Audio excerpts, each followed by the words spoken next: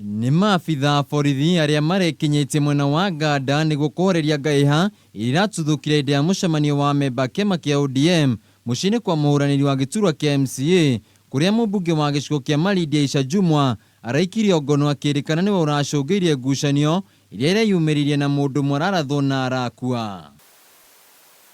Kũringana na andũ arĩa mararĩ mũcemanio-inĩ ũyũ, nĩ matarĩrio ũrĩa maũndũ marahorerete na marathiaga na mbere na mĩhang'o ya gũthũrima arĩa makarũgamĩrĩra kĩama gĩkĩ hĩndĩ ya gĩthurano gĩũkĩte, ĩndĩ ndũrarĩ mũcemanio wa kampeni.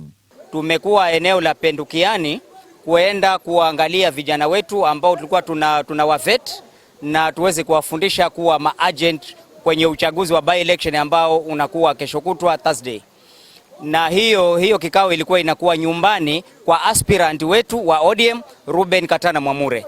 No thutha wa mũmbunge wa gĩcigo gĩkĩ kĩa Malindi Aisha Jumwa gwĩkinyia, haha niho ngucanio irambĩrĩirie na mĩcinga kũrathũkio na gũtiga mũndũ ũmwe akuĩte. Pale ndo mbunge wa Malindi Mheshimiwa Aisha Jumwa amejitokezea na kuleta vurugu.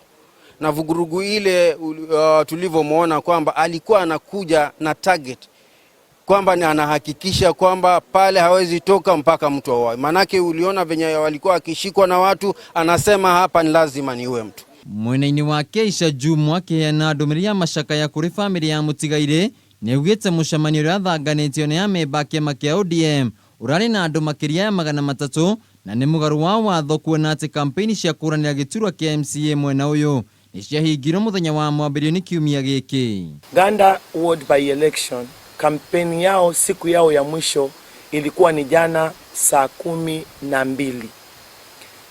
Leo ilikuwa ni kila mtu akae nyumbani na aweze kutulia.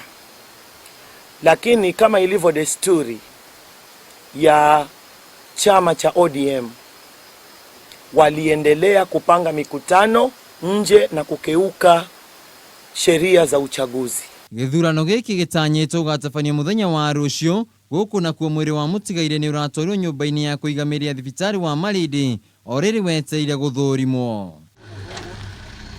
Handũ-inĩ ha Kameme TV mohoro gĩtaũ, njĩtagwo Wainaina wa Kĩarie.